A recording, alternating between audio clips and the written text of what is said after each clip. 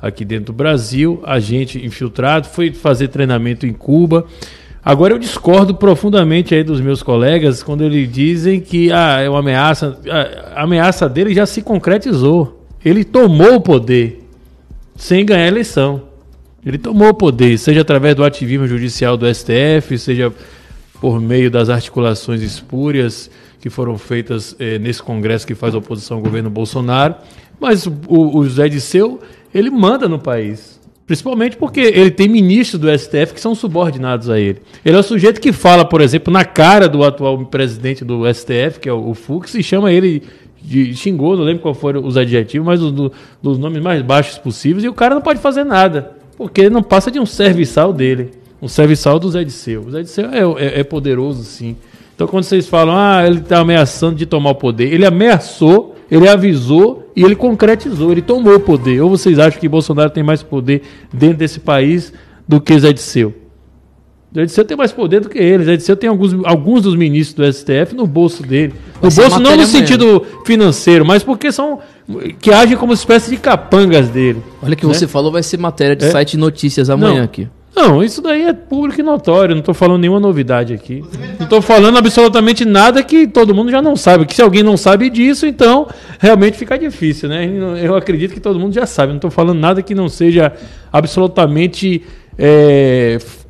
simples de se compreender. Acho que qualquer leigo aí, qualquer pessoa que tenha uma capacidade mínima de discernimento sabe muito bem que Zé Disseu manda nesse país muito mais do que Bolsonaro, através do aparelhamento das instituições.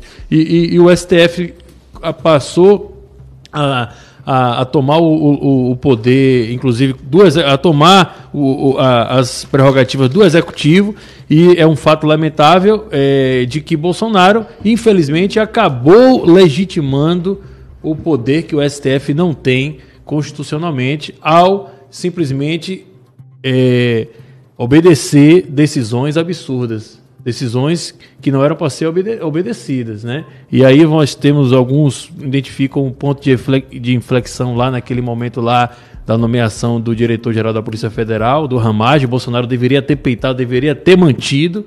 Aí ele deu o grito, acabou porra, e depois recuou, percebeu que não tinha o apoio dos generais Melancias, alguns deles também subordinados ao próprio Zé Disseu. Essa que é a grande realidade. Né? Direta ou pelo menos indiretamente, né? Foram generais que foram promovidos nos governos tucanos e petistas, sob a aprovação dele. Então, eu acho que ele está falando assim, ele já anunciou, né? Então, agora, eu acredito, por outro lado, para finalizar meu comentário, que quando ele fala, nós vamos tirar Bolsonaro em 2021, isso, na verdade, serve, como uma espécie de prêmio de consolo para aqueles que vão perceber que Bolsonaro não vai ser removido em 2021. Pelo contrário, Bolsonaro vai cumprir o mandato dele, provavelmente vai até se reeleger se ele for candidato, mas também porque não é interesse do Zé Disseu remover Bolsonaro do poder nesse momento. Ele não é mais obstáculo, muito pelo contrário. Ele já tomou o poder e, inclusive, a presença de Bolsonaro na presidência da República serve para anestesiar uma parcela significativa da nossa população que não sabe interpretar isso. Parcela de apoiadores bolsonaristas que, infelizmente, acha que a direita está no poder, a direita conservadora, e, portanto, acha que Bolsonaro é um super-herói, não sai mais às ruas, deixaram de lado toda a nossa luta que conquistamos de 2013 para cá, quando chegou exatamente nesse ano 2020, com essa fraudemia toda, o pessoal ficou anestesiado, esperando que Bolsonaro resolva tudo, não vai resolver, e a esquerda não tem interesse em tirar Bolsonaro do poder, porque simplesmente continua mandando em tudo, né, fazendo a sua agenda avançar na velocidade da luz como nunca antes, e ao mesmo tempo, com todos tendo a impressão de que a direita que está no poder, né?